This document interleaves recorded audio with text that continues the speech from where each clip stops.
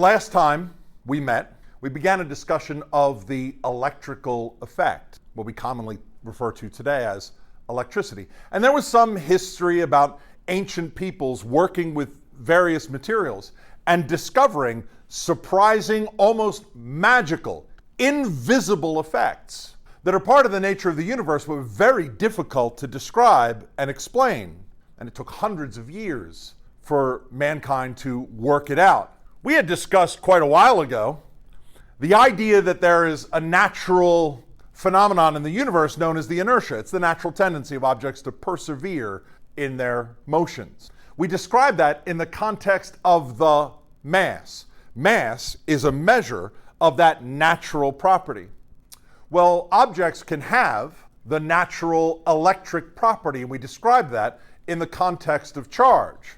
In fact, we described it exactly this way. Charge is the measure of an object's electrification. The larger the charge is, the larger the effect. I did a small demonstration where by rubbing a plastic rod, I was able to exert a seemingly magical force on a can and make it roll across. If I rub that plastic rod more vigorously, I get a larger effect. If I do it half-heartedly, I get a smaller effect. The charge is the measure of the electrification. Charge, like all measurable quantities in our physics, gets a symbol. The symbol for charge is lowercase q. And it also gets a unit, the Coulomb.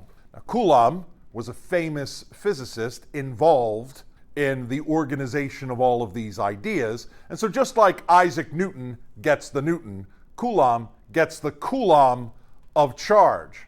Now, we're not going to write coulombs out every time, and it's got that weird B in it. But instead, we'll call it capital C for coulombs. You say, oh, that's very unfamiliar. I don't get it. Well, you understood it very well when I said that the mass is m and that the mass is measured in kilograms. Well, what the heck is a kilogram?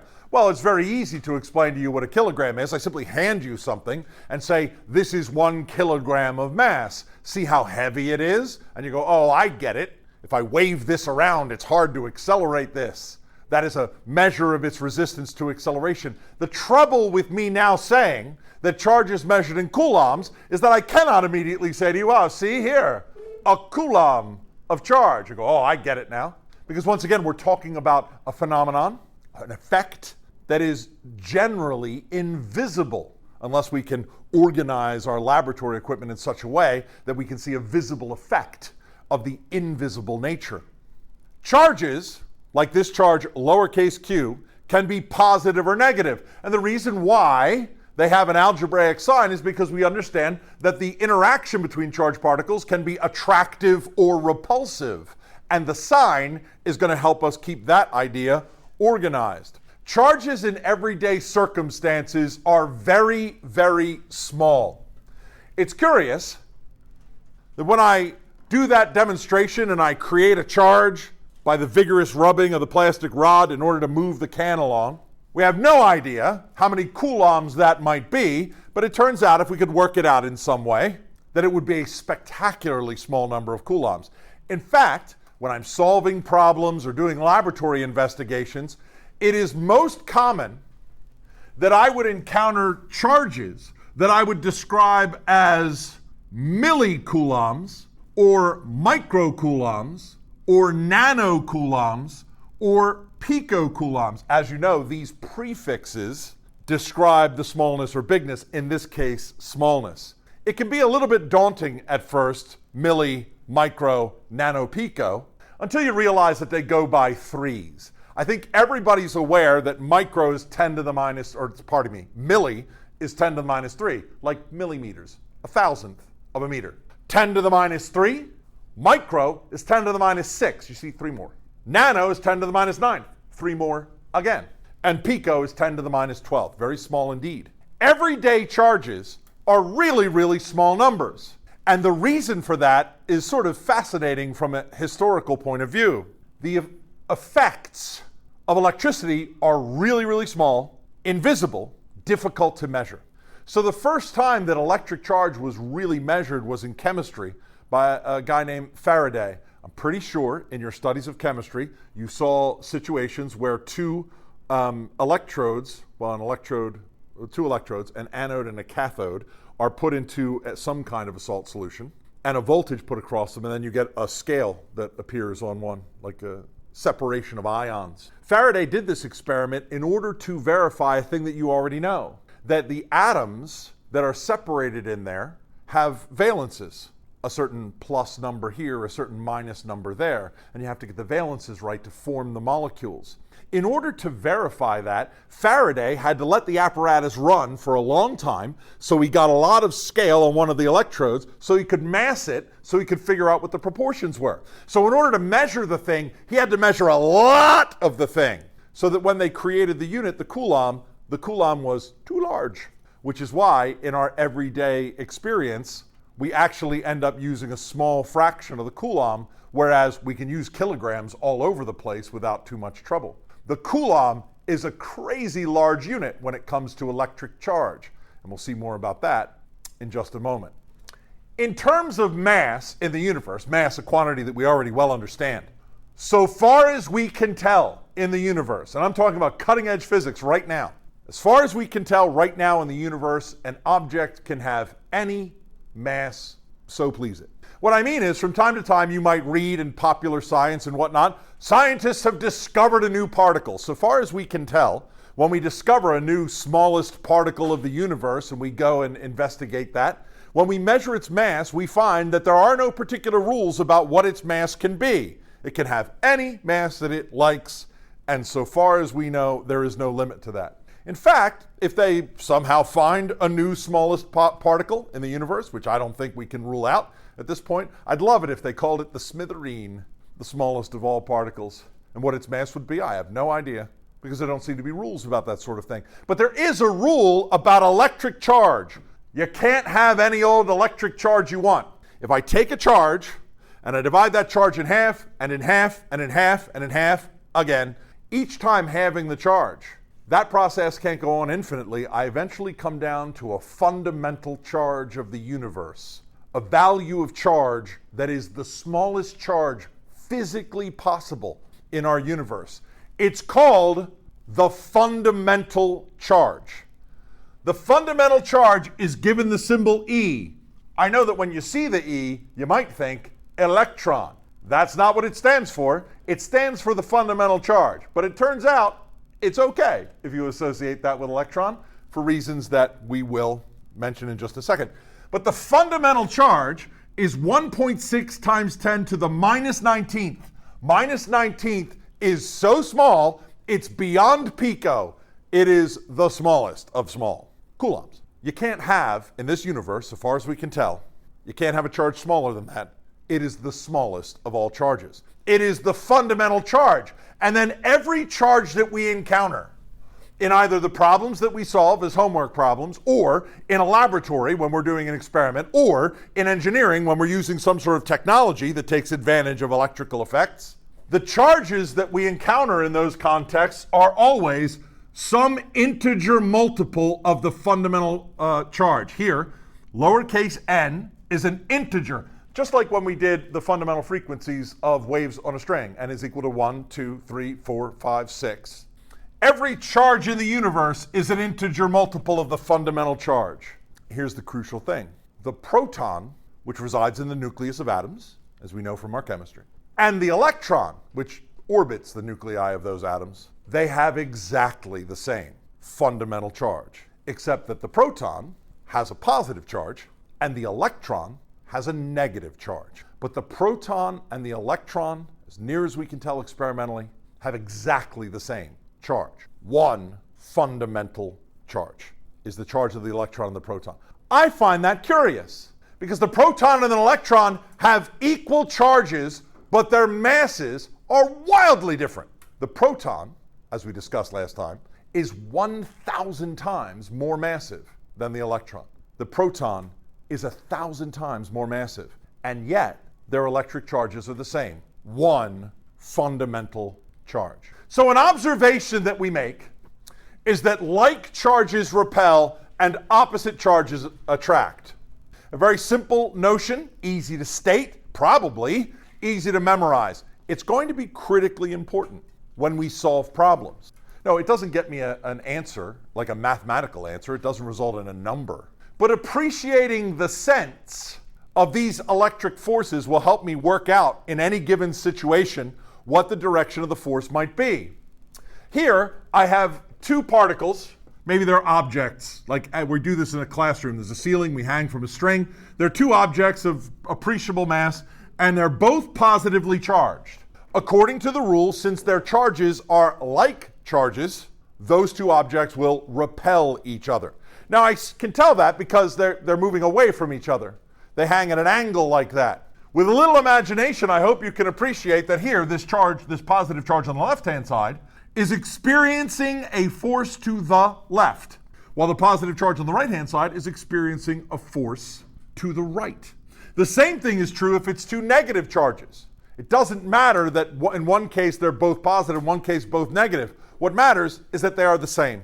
And so they repel, and I can imagine those forces of repulsion which are driving them apart. It's a different case when the charges are the same. Here, on the far right diagram, with a negative charge and a positive charge, and I know they attract. What must be the direction of those forces? Well, the positive charge, I guess I'll start with the negative charge. The negative charge is being pulled to the right. It must be experiencing a force to the right. I can reason that out. The positive charge is swinging to the left, and so clearly it experiences a force to the left. That's not an algebraic rule. That's the logic of how electric charge and the forces work. So I can reason which way the forces point. It's not a mathematical issue. Not yet. Because obviously the next question that I have is, if there's a force that acts between charged particles, can I calculate how much force that there is? Because back to Newton's laws again, if I can know how much force there is, then I can use Newton's second law, the sum of the forces equals mass times acceleration, to describe the behavior. So I would like very much, please, to have an equation that describes how much force I get. The equation for electric force is quite complicated. We're going to break it down. The equation for electric force is called Coulomb's law. I mentioned that Coulomb was a physicist who was involved in organizing all of these electrical ideas. And if you discover it, you name it. The electrical force F. F here on the left-hand side, that is very familiar. F, a force. And then everything goes to catastrophe on this side. Well, there's the charge. See here in the numerator of the equation, I have Q1 and Q2. If you like, the charge on the left and the charge on the right. Two charges. When it comes to electrical interactions, and as it happens, all interactions, it takes two to tango. Two charges. The charge on the left, the charge on the right, the first charge, the second charge A, charge B. However you want to organize them, there are two charges. They might be the same, they might be different. The product of those two charges is in the numerator. Remember that charge measures how much electrical effect. So in the numerator, if there's more charge, there's more effect. And so by effect here, I mean force. So it makes sense that they would be in the numerator. And it would make sense that if I increase Q1, there'll be more effect. And so Q1 is in the numerator. It makes sense that if I increase Q2, there would be more effect. And so Q2 is in the numerator. That makes sense. In the denominator, I have d squared, which is a little bit curious. I have to go into a laboratory and discover that when I put two charges near each other, the amount of force that I get depends on how far apart they are. I would come to that conclusion very quickly with the demonstration with the can. In order to make the can roll along, I had to put the rod close to the can. Close to the can, so that there would be enough force to make the can roll. So if the distance is small, the effect gets large. Got to be close. And if the distance is large, the effect gets smaller. But then, if you make some measurements, get some numbers, make a graph, you discover that it depends on the square of the distance. That's just the natural reality of the way that force works. And the consequence is, if I have two charges near each other and I calculate the force, if I double the distance between them, since the d is squared in the denominator, doubling the distance between them is 4 times the quantity in the denominator. It's a quarter the force. So when they get twice as far away, I know the force gets less because they're not as close anymore. But if I double the distance, it decreases by a factor of 4, 1/4. 3 times, a 9th. 4 times, a 16th. 5 times, a 25th. The strength of the electrical interaction decreases according to 1 over the square of the distance between the charges. This is how you calculate electrical force. And in just a bit, I'm going to calculate some electrical force, and we're going to calculate some electrical force together. There's a curious bit of history in here, and that is that Isaac Newton had worked out gravity, figured it all out. And when Newton worked out the force of gravity, he got a particular equation that's very familiar to students of physics. It's called Newton's universal gravitational law, where he told us that the force of gravity is a constant multiplied by the product of 2 masses and divided by the distance between them squared. Mathematically, it looks like the same law. It's got a constant out in front, the product of the property, mass as opposed to charge, divided by the distance between squared. It was realized that the pattern of nature that is the force of gravity in our universe is the very same pattern that the electrical phenomenon follows. I think it's really spectacular. It took 100 years after Newton for Coulomb to work out the electrical force. I think that's fair because it's a bit mysterious. So it's the product of the charges, Q1 times Q2, divided by the distance between them squared, and then multiplied by a constant of proportionality, which is called lowercase k, is the symbol we use for it. It's called, you might guess, Coulomb's constant. It scales how much force that I get. It is a big number and easy to remember, 9 times 10 to the 9th. And it's got gobbledygook units. Don't worry about it, but they are Newton meters squared per Coulomb squared, whatever the heck that means. What it means is that you appreciate that if the charges get larger, the effect gets larger, and that it depends on 1 over the square of the distance, but you have to go into the laboratory to find that factor that makes it fit the experimental data. And that factor is Coulomb's constant, 9 times 10 to the 9th, Newton meters squared per Coulomb squared. Now I have a way of not only figuring out what direction the forces will be, because opposites attract and likes repel, but I can actually calculate how much force. And ages ago, I was sitting in a chemistry class, and they told me of the hydrogen atom, where there was a proton at the center, an electron that goes round. It's stunning, I think, and I hope you'll appreciate it because it's your life. But in this course now, you've learned enough to understand the nature of that much more deeply than you ever did before. And we've spent such a short time together too. It's rather impressive.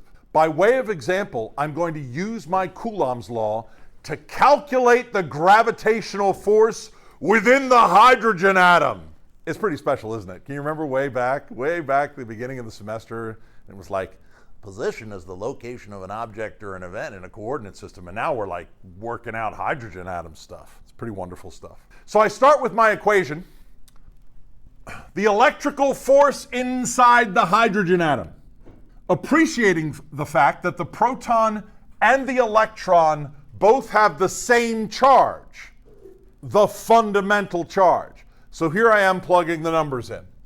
K, out here in front, is 9 times 10 to the 9th. Q1, charge of the proton, charge of the electron, whichever, is a fundamental charge, because a proton has a fundamental charge, 1.6 times 10 to the minus 19th coulombs. And Q2 is a fundamental charge, 1.6 times 10 to the minus 19th coulombs. That's a thing times the same thing. How lucky. I'll just call that 1.6 times 10 to the minus 19th coulombs squared.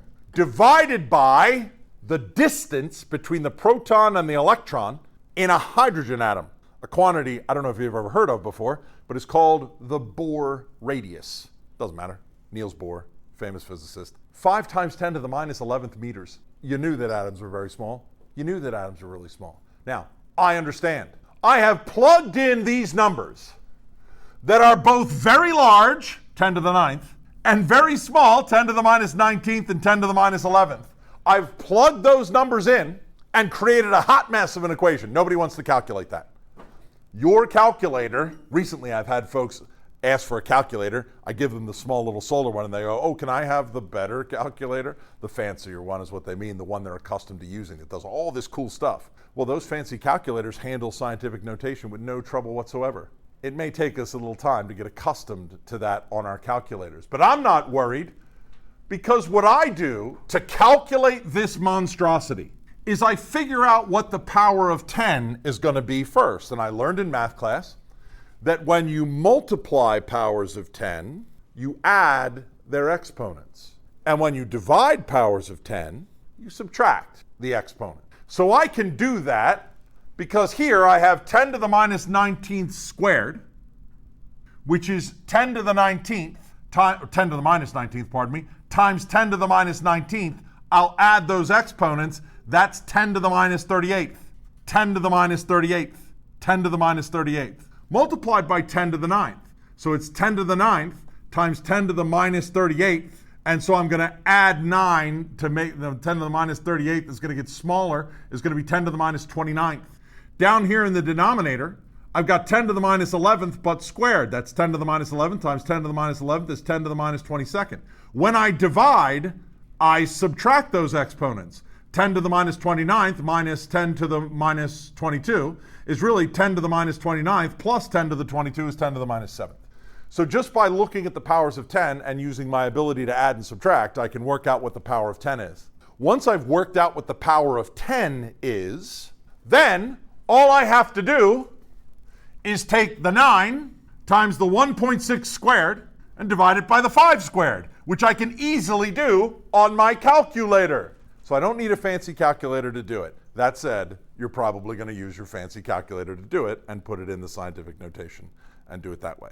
Probably did calculations like that on your chemistry homework, chemistry tests, chemistry quizzes back in the day. It works out to 0.92 times 10 to the minus 7th. Now, who cares? But it's a really small number, isn't it? A spectacularly small number of newtons of force. So small that I might do to write it with some prefixes. So what I've done is taken 0.92 times 10 to the minus 7th and just moved the decimal over 1 so I could write it as 0.092 times 10 to the minus 6th. The reason why I like that is I know that 10 to the minus 6th is micro. So I can write it nice and compact as 0.092 micronewtons of force. Micronewtons. If you're not wild about that, I can do it a different way and shift the decimal place 3 places over and go from micro to nano, because there are 3 places every time, from milli to micro to nano to pico, 3 places every time. And so I can call that 92 nanonewtons, which I don't regret because it's fun to say. Inside the hydrogen atom, it's very wee, and there's a tiny little bit of newtons in there. There's a tiny little bit of newtons. You might have thought maybe that since atoms are so spectacular, it would be a large amount of force. But remember, the electron that's being held in that hydrogen atom by this force is itself very wee, very, very small mass. And so the electron in the hydrogen atom, under the influence of this force, it goes around and around and around and around and around. As a matter of fact, a spectacular effect, let me use something that I taught you. We did a little bit of discussion on circular motion. Let me imagine that the hydrogen atom is like a little solar system with a proton in the center and an electron that goes around the outside. I can calculate, I should say, I can estimate the speed of that electron by assuming that it's circular motion. So I assume that the electron going around the atom is circular motion. It is not. The true nature of hydrogen atoms is way sexier than this. But there was a time when the branch of physics called quantum mechanics did not exist, and a physicist learning of the electric force would sit down and calculate this just to get an idea of how fast those little electrons must be moving inside of atoms. So here's a familiar thing. The centripetal force is equal to the mass, speed squared divided by the radius. Let me do a little bit of algebra for you. It's all part of the service. Solve that around for v, and the speed of circular motion is the square root of the radius, which I know, the force, which I just calculated, divided by the mass of the electron, which everyone knows, 9.11 times 10 to the minus 31st kilogram. So again, what a hot mess of scientific notation. I have the radius, which is the radius of the hydrogen atom, 5 times 10 to the minus 11th meters. I have the force that I just calculated. Now, I wrote it as 92 nanonewtons. I can't put 92 into the calculation. I need it to be in newtons. So since it's nanonewtons, it's easy to do. I just go 92 and give it a little bit of nano by doing 10 to the minus 9th on it. This milli, micro, nano, pico seems to be actually a really handy way of doing it, a smart way of doing it. Because if I've got a little nanonewtons, I'll just slap a little 10 to the minus 9th on it, and I'm good to go. Divided by the mass of the electron, which is 9.11 times 10 to the minus 31, and I get a stunning, stunning result. Maybe you won't be so impressed, but my result is 2.2 times 10 to the 6th meters per second. 2.2 million meters per second. Those electrons are moving at spectacular velocity. Sure, only about 1% the speed of light, but very impressive, remarkable speed. Look at what's happened to you in your life. The nature of the universe is full of mysteries, and now, after just a short time of being together and talking about these ideas, all of a sudden we're contemplating the velocity of unseen particles moving inside of atoms that exist only in our imagination. And yet all of this leads to experimentation that we can go into a laboratory and verify. As our description of the universe, which is ultimately what physics is, becomes more and more sophisticated.